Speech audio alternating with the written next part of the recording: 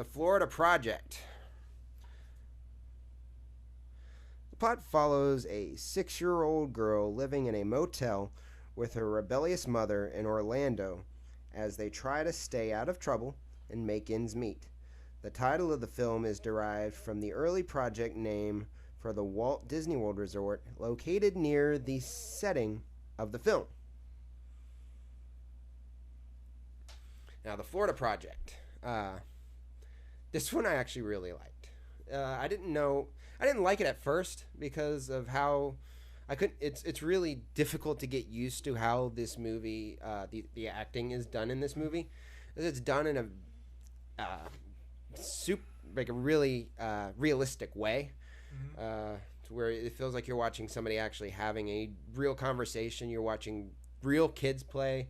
So, like, some of the things that they say just felt like, if you've ever seen, like, I have a bunch of nephews and stuff, and whenever they play, they say some really stupid stuff. So that's kind of what they say. They say some just random things that don't make sense. You hear them just playing around with their imagination. So it's like you're watching real kids play, and real people have conversations. And if you've been to I've seen neighborhoods that are literally like this. That everybody lives out of motels. There's, like, right down the street. There's one right now, where people just live out of these motels, and they kind of just have to jump between places because they can't get residency or anything there. And it's just, oh my gosh, this movie was so real and raw. It felt like you were just a very raw movie. But that's why it's really jarring at first, and I didn't know how I was going to feel about it at first. And once you finally do get used to that, the story, I think the movie knows. It starts off kind of slow, and then that's once you finally start getting used to how this is being done, then it just builds up, and the tension rises to a pretty high point towards the end of this movie, and then it lets you down. Not in a bad way. It just takes you down nicely, in a nice way. So the way that this movie, like I said, the way that this movie was shot was mostly handheld, which is kind of, like I said, jarring and gives it the more raw vibe and feel.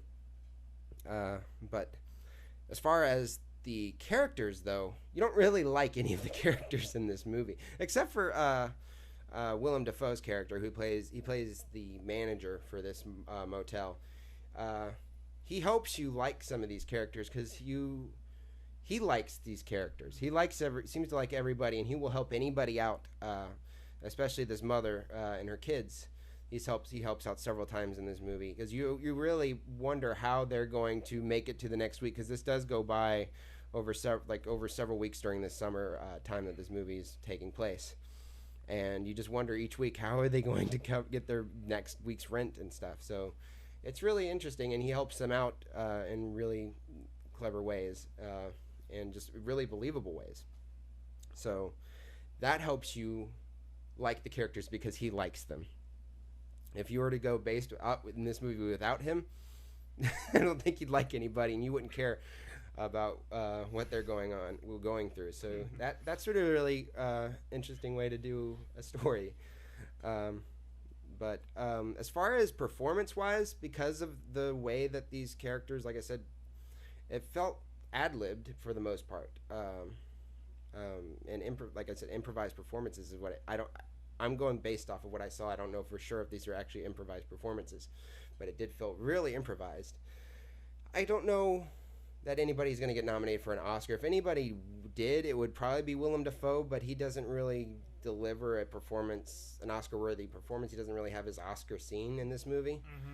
So, but he is one of the more likable and best performers in this movie.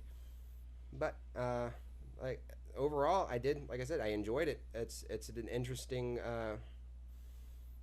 project. I'd say an interesting way to this is the same director. He did I don't remember his name now. Can you look up his name for the Florida Project? But he did the movie called Tangerine that came out I believe last year or the year before, all shot on an iPhone. And it was a pretty good movie. I saw it. This is definitely better than Tangerine as far as story wise and just the overall movie itself. This one was not Sean Baker. So yeah, he did a movie called Starlet also before that was really good. So this one was more on par with Starlet, but still in itself, it's his best work yet. And I'm really excited to see what else he can do after this. I don't know if I want to see him tackle any bigger projects after this, because I really like the world that he works in these. It just seems because he met like the mother in this movie was somebody he saw on Instagram. He just sent her a direct message and offered her an audition, which was really interesting. Nice. And she's now going on and doing other movies now after this. This is her first real movie. So, anyways, for score, I'm going to give this movie 9 out of 10. Like I said, this movie has, it goes, the tension goes high, but as far as what it builds up to, didn't really build up to something that I thought was all that bad. It might work itself out. I don't know, but I would be kind of cool to go back and revisit some of these people and see what else happens next, because I really would like to see more from these motel people. So yeah, 9 out of 10. Definitely suggest to go see this one. Like I said, I don't know if it's an Oscar-worthy movie. Maybe for best directing, because this was definitely a well-directed movie and just a really creative movie. Okay. So yeah, 9 out of 10. All Florida right. Project.